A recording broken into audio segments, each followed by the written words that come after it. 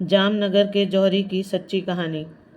गुजरात का जामनगर शहर, जहां सौराष्ट्र की संस्कृति और व्यापार का अनूठा संगम देखने को मिलता है, एक ऐतिहासिक और समृद्ध नगरी है। बाजारों में चहल पहल, मंदिरों की घंटियों की मधुर ध्वनि और समुद्र तट की सैर इस शहर की पहचान है। यही शहर की सबसे व्यस्त बाजार माणिक चौक में थी। पटेल ज्वेलर्स की दुकान। इसके मालिक सुरेश भाई पटेल एक प्रसिद्ध सोने के व्यापारी थे, जिनकी शुद्धता और कारीगरी की ख्याति दूर दूर तक फैली थी। सुरेश भाई धन दौलत से परिपूर्ण थे। उनकी दुकान में हर दिन सैकड़ों ग्राहक आते और उनकी कारीगरी की तारीफ करते, पर उनके हृदय में धन से कहीं अधिक मूल्यवान थी उनकी भक्ति। बचपन से ही वे श्री द्वारिकाधीश भगवान कृष्ण के भक्त थे। जामनगर से मात्र 2.5 से 3 घंटे की दूरी पर स्थित द्वारका धाम उनके लिए केवल एक तीर्थ स्थल नहीं, बल्कि उनके प्रभु का निवास था। हर वर्ष दिवाली के बाद वे परिवार के साथ द्वारिका जाकर दर्शन करते और प्रभु के चरणों में कुछ न कुछ भेंट चढ़ाते। 1 सितंबर की शाम, जब दिवाली का त्यौहार नज़दीक आ रहा था, सुरेश भाई अपनी दुकान पर गल्ले के पास बैठे हिसाब किताब देख रहे थे। बाजार में दिवाली की खरीदारी की रौनक शुरू हो चुकी थी। चारों ओर सोने चांदी की दुकानों पर ग्राहकों की भीड़ थी। तभी सुरेश भाई के मन में एक विचार कौंधा। उन्होंने अपनी आंखें बंद की और द्वारिकाधीश की मूर्ति की छवि उनके मन में उभर आई। उनके चरण खाली दिखे और सुरेश भाई के हृदय में एक गहरी इच्छा जागी। उन्होंने मन ही मन कहा, प्रभु, मेरी दुकान की कमाई का कुछ हिस्सा आपके चरणों में समर्पित हो। मैं चाहता हूँ कि आपके श्री चरणों में सोने की पायल पहनाऊँ, जो मेरी भक्ति का प्रतीक हो। यह विचार उनके मन में इतना गहरा उतर गया कि वे तुरंत उठे और अपने सबसे विश्वसनीय कारीगर हरि भाई को बुलाया। हरि भाई और उनके 2 सहयोगी दुकान के पीछे बने कारीगरी कक्ष में आए। सुरेश भाई ने एक मखमली कपड़े पर 50 ग्राम शुद्ध सोना रखा और कहा, हरि भाई, इस सोने से ऐसी पायल बनाओ जो द्वारिकाधीश के चरणों की शोभा बढ़ाए। इसमें तुम्हारी कला और भक्ति दोनों झलकनी चाहिए। मैं दिवाली के दूसरे दिन द्वारिका धाम जाऊंगा और इसे प्रभु को भेंट करूंगा। हरि भाई ने सोने को हाथ में लिया और मुस्कुराते हुए कहा, सेठ जी, यह काम मेरे लिए सौभाग्य की बात है। हम ऐसी पायल बनाएंगे कि प्रभु के चरणों में देखकर आपका मन प्रसन्न हो जाए। कारीगरों ने वादा किया कि वे दिन रात मेहनत करके और समय से पहले पायल तैयार कर देंगे। कारीगरी कक्ष में काम शुरू हो गया। हरि भाई और उनकी टीम ने पहले सोने को गलाया, फिर उसे पतली तार और चादरों में ढाला। पायल का डिज़ाइन तैयार करने में कई दिन लगे।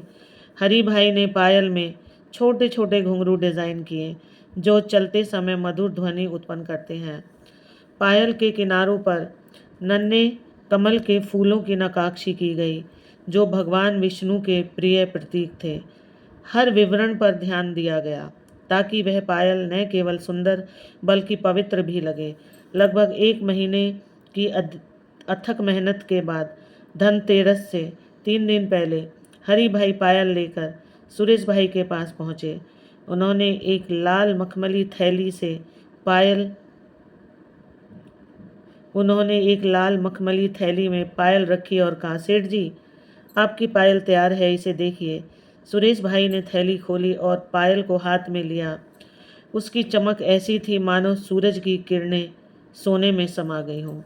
घुंघरुओं की हल्की झनकार ने उनके कानों को सुकून दिया।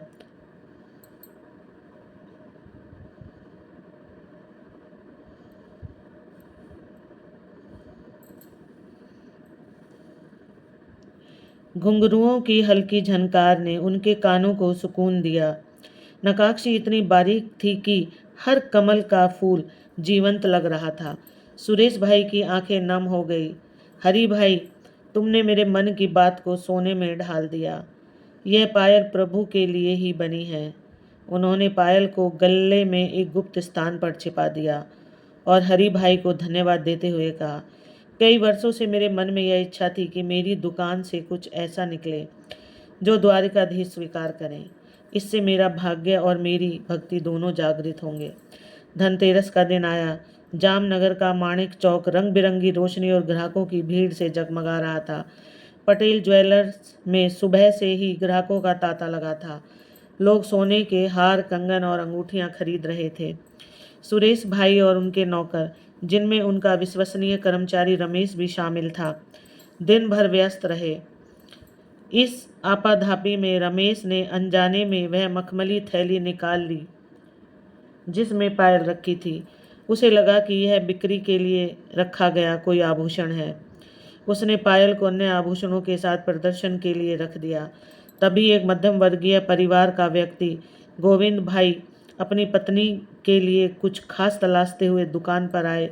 उनकी नज़र उस पायल पर पड़ी। कि यह कितने की है? गोविंद भाई ने रमेश से पूछा। पायल की चमक और डिज़ाइन ने उनकी पत्नी शांताबेन को मंत्रमुग्ध कर दिया। रमेश ने कीमत बताई और कुछ मोलभाव के बाद गोविंद भाई ने पायल खरीद ली। रमेश ने उसे पैक कर दिया और गोविंद भाई खुशी खुशी घर लौट गए। सुरेश भाई को इस बात का पता ही नहीं चला कि वे अन्य ग्राहक को संभालने में व्यस्त थे। जब रात को दुकान बंद करने का समय आया, उन्होंने गल्ला खोला और पायल की थैली को तलाशा। थैली गायब थी। उनका दिल धक से रह गया। रमेश, यह पायल की थैली कहाँ गई? उन्होंने गुस्से और घबराहट में पूछा। रमेश ने डरते डरते बताया, सेठ जी, आज भीड़ में मैंने वह पायल एक ग्राहक को दिखा दी। उन्हें बहुत पसंद आई और मैंने उसे बेच दिया। मुझे लगा कि यह बिक्री के लिए थी। उस दिन बड़े भैया भी मौजूद थे, पर शायद उन्हें भी नहीं पता था। सुरेश भाई का गुस्सा 7वें आसमान पर पहुंच गया। मूर्ख, तुम्हें नहीं पता था कि वह पायल भगवान के लिए बनवाई थी? वह मेरी भक्ति थी, मेरे संकल्प का प्रतीक थी। तुमने उसे बेच दिया। सुरेश ने सिर झुकाकर माफ़ी मांगी, पर अब क्या हो सकता था? पायल बिक चुकी थी। का मन उदास हो गया। वे घर लौटे जहां उनकी पत्नी सुमित्रा बहन दीपावली की पूजा की तैयारी कर रही थी। घर में दियों की रोशनी और अगरबत्ती की सुगंध थी, पर सुरेश भाई का चेहरा मायूस था। सुमित्रा बहन ने पूछा, क्या हुआ? आप इतने परेशान क्यों हैं? पायल लेकर नहीं आए? सुरेश भाई ने सारी बात बताई। सुमित्रा बहन का मन भी दुखी हो गया। आपने इतने प्यार से प्रभु के लिए पायल बनवाई थी, इसे घर पर रख लेते, हम साथ ले जाते। सुरेश भाई ने निराश स्वर में कहा, अब क्या कर सकता हूँ? लगता है प्रभु को मेरा यह भेंट स्वीकार नहीं था। शायद वे कुछ और चाहते हैं। दिवाली की पूजा संपन्न हुई। घर में लक्ष्मी गणेश की मूर्तियों के सामने दिए जल रहे थे और बच्चे पटाखे की खुशी में डूबे थे, पर सुरेश भाई का मन भारी था। उन्होंने सोचा कि अब दिवाली के दूसरे दिन द्वारिका जाना व्यर्थ। खाली हाथ प्रभु के चरणों में क्या मुंह दिखाऊंगा? उन्होंने मन ही मन संकल्प लिया, प्रभु, मैं फिर से आपके लिए कुछ बनवाऊंगा और तब आपके दर्शन के लिए आऊँगा। दिवाली के 4 दिन बाद एक सुबह दुकान पर फ़ोन की घंटी बजी। दूसरी ओर से गोविंद भाई बोले, सेठ जी, मैं वही हूँ जिसने धनतेरस के दिन आपसे पायल खरीदी थी। उसमें कुछ समस्या है, हम उसे बदलना चाहते हैं और कुछ और लेना चाहते हैं। सुरेश भाई ने कहा, ठीक है, 2 दिन बाद दुकान खुलेगी, तब आ जाना, हम हिसाब कर लेंगे। उनका मन अभी भी उदास था और उन्होंने द्वारिका जाने का विचार त्याग दिया था, लेकिन कहीं न कहीं उनके मन में एक छोटी सी उम्मीद जगी थी। क्या यह प्रभु की कोई लीला थी? 2 दिन बाद दुकान खुली। गोविंद भाई अपनी पत्नी शांता बहन के साथ दुकान पर आ गए। उन्होंने सुरेश भाई से कहा, सेठ जी, धनतेरस के दिन हमने आपसे पायल ली थी। आप बहुत व्यस्त थे, इसलिए हमने बिना आपकी सलाह के उसे खरीद लिया, लेकिन उसके बाद कुछ अजीब घटनाएं हुई। सुरेश भाई ने उत्सुकता से पूछा, क्या हुआ? पायल में क्या समस्या है? गोविंद भाई ने पैकेट खोला और जैसे ही सुरेश भाई ने उसमें रखी पायल देखी, उनकी आंखें आश्चर्य से फैल गई। यह वही पायल थी जो उन्होंने द्वारिकाधीश के लिए बनवाई थी। गोविंद भाई ने बताया, पायल खरीदने के बाद उसी रात शांता को तेज पेट दर्द शुरू हुआ। हमने डॉक्टर को दिखाया, पर कोई कारण नहीं मिला। अगले दिन मेरा पैर दर्द करने लगा, ऐसा दर्द कि मैं चल भी नहीं पा रहा था। फिर मेरे बेटे के हाथ में दर्द शुरू हो गया। हम परेशान हो गए। तभी हमारे एक पड़ोसी जो ज्योतिषी है ने कहा कि कभी कभी कोई आभूषण व्यक्ति को सूट नहीं करता। हमने सोचा कि शायद यह पायल हमारे लिए नहीं। फिर उन्होंने एक और आश्चर्यजनक बात बताई। एक रात मुझे स्वप्न में द्वारिकाधीश के दर्शन हुए। वे अपने चरणों की ओर इशारा करके बोले, मेरे चरण खाली हैं, यह पायल मेरे लिए बनी है, इसे द्वारिका धाम ले जाओ। मैंने सुबह शांता को यह बात बताई। हमने पायल को घर में द्वारिकाधीश की मूर्ति के चरणों में रख दिया। अगली रात शांता को भी स्वप्न आया, जिसमें प्रभु ने कहा, यह पायल द्वारिका धाम के लिए है, इसे वापस कर दो और कुछ और ले लो, इसलिए हम इसे लौटाने आए हैं। सुरेश भाई यह सब सुनकर स्तंभ रह गए। उनकी आंखें नम हो गई। उन्होंने पायल वापस ली और गोविंद भाई को उसकी कीमत में से 5,000 रुपये अधिक दिए। गोविंद भाई ने आश्चर्य से पूछा, सेठ जी, सोना लौटाने पर तो कीमत कम होती है, आप ज़्यादा क्यों दे रहे हैं? सुरेश भाई ने अपनी पूरी कहानी सुनाई। गोविंद भाई, यह पायल मैंने द्वारिकाधीश के लिए बनवाई थी।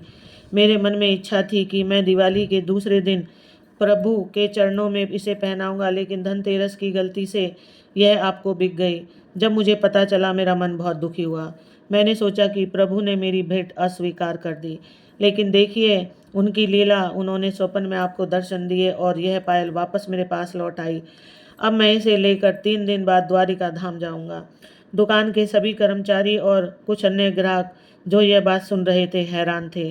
गोविंद भाई ने कहा, सेठ जी, यह प्रभु की कृपा है, आपका भाव सच्चा था, इसलिए उन्होंने यह चमत्कार किया।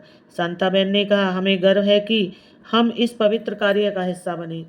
3 दिन बाद सुरेश भाई अपनी पत्नी सुमित्रा बहन, बेटे हर्ष और बेटी काव्या के साथ द्वारिका धाम के लिए रवाना हुए। दिवाली के बाद गुजरात में छुट्टियों का माहौल था। सड़कों पर उत्सव की रौनक थी और द्वारिका धाम में भक्तों की भारी भीड़ थी। मंदिर के बाहर गोमती नदी के किनारे भक्त स्नान कर रहे थे और मंदिर की घंटियों की ध्वनि वातावरण को पवित्र कर रही थी। सुरेश भाई ने पायल को मखमली थैली में संभाल कर रखा था। वे भीड़ से धीरे धीरे मंदिर की ओर बढ़ रहे थे, लेकिन तभी मंदिर के मुख्य द्वार के पास भीड़ की धक्का मुक्की में वह थैली उनके हाथ से छूट कर गिर गई।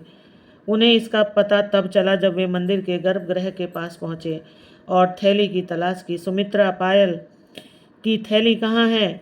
उन्होंने घबराते हुए पूछा। सुमित्रा बहन और बच्चों ने भी तलाश की, पर थैली नहीं मिली।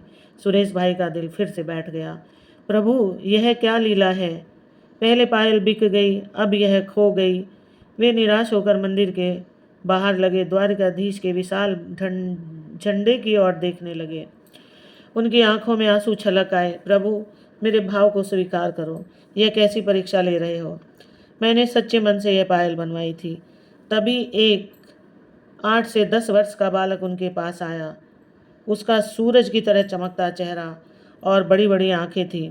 उसने एक पैकेट उनके हाथ में थमाया और बोला, भैया जी, यह आपका पैकेट गिर गया था। सुरेश भाई ने पैकेट देखा। यह वही पायल की थैली थी। वे बालक को धन्यवाद देना चाहते थे, पर वह पलक झपकते ही गायब हो गया। सुमित्रा बहन और बच्चों ने कहा कि उन्होंने किसी बालक को नहीं देखा। सुरेश भाई को यकीन हो गया कि यह स्वयं द्वारकाधीश थे, जो बालक के रूप में उनकी पायल लौटाने आए थे। उनका मन भक्ति और आनंद से भर गया। मंदिर के गर्भगृह में पहुंचकर सुरेश भाई ने पुजारी को पायल सौंपी। पुजारी जी, यह पायल मैंने प्रभु द्वारिकाधीश के लिए बनवाई है, कृपया इसे उनके चरणों में पहनाएं, मेरी यह प्रार्थना है। पुजारी ने पायल ले ली और कहा, ठीक है, हम श्रृंगार के समय इसे पहनाएंगे। अभी भीड़ है, आप दर्शन करके चले जाइए। सुरेश भाई का मन संशय में था, क्या पायल सचमुच पहनाई जाएगी? लेकिन उन्होंने सोचा, मेरा काम पायल लाना था, अब यह प्रभु की मर्जी है। उन्होंने परिवार के साथ दर्शन किए और प्रभु के चरणों में सिर झुकाया। उन्होंने उसी रात द्वारिका में रुकने का फैसला किया। एक साधारण होटल में कमरा बुक किया और रात गोमती नदी के किनारे टहलते हुए बिताई। सुमित्रा बहन ने कहा, आपके भाव सच्चे हैं, प्रभु अवश्य आपकी भेंट स्वीकार करेंगे। अगले दिन सुबह सुरेश भाई सुबह 5:30 बजे उठे। प्रातःकाल का समय था और मंदिर में भीड़ कम थी। वे अकेले दर्शन के लिए गए। जैसे ही वे गर्भगृह में पहुंचे, उनकी नज़र भगवान की मूर्ति पर पड़ी। तभी प्रभु के मस्तक पर सजा एक कमल का फूल हल्के से हिलकर उनके चरणों में गिरा। सुरेश भाई की नज़र चरणों पर गई और वह दृश्य देखकर उनका हृदय आनंद से भर गया। द्वारकाधीश ने उनकी पायल अपने चरणों में धारण की थी। वह चमकती हुई पायल भगवान के चरणों की शोभा बढ़ा रही थी और घुंघरुओं की हल्की झनकार मंदिर के शांत वातावरण में गूंज रही थी। सुरेश भाई की आंखों से आंसुओं की धारा बहने लगी। वे बाहर आए और सुमित्रा बहन को फोन करके सारी बात बताई। सुमित्रा बहन मंदिर पहुंची और पायल को प्रभु के चरणों में देखकर उनकी आंखें भी नम हो गई। आपका भाव सच्चा था, उन्होंने कहा। प्रभु ने न केवल पायल स्वीकार की बल्कि फूल गिराकर संकेत भी दिया कि उन्होंने आपकी भक्ति को ग्रहण किया। सुरेश भाई का जीवन उस दिन धन्य हो गया। वे जामनगर लौटे और उनकी कहानी पूरे शहर में फैल गई। लोग उनकी भक्ति और प्रभु की लीला की चर्चा करने लगे। यह कहानी केवल सुरेश भाई की भक्ति की गाथा नहीं बल्कि यह दर्शाती है कि सच्चे मन से की गई सेवा कभी व्यर्थ नहीं जाती। द्वारकाधीश अपने भक्तों की पुकार सुनते हैं और उनकी शुभ इच्छाओं को पूर्ण करते हैं। आज भी जब कोई द्वारका धाम जाता है और प्रभु के चरणों में वह पायल देखता है, उसे सुरेश भाई की भक्ति की कहानी याद आती है। यह कहानी हमें सिखाती है कि भक्ति में विश्वास, धैर्य और समर्पण ही प्रभु तक पहुंचने का मार्ग है। दोस्तों, आशा है कि यह कहानी आपको पसंद आई होगी। अगर पसंद आई हो तो वीडियो को लाइक, शेयर और सब्सक्राइब करें। कमेंट बॉक्स में जय श्री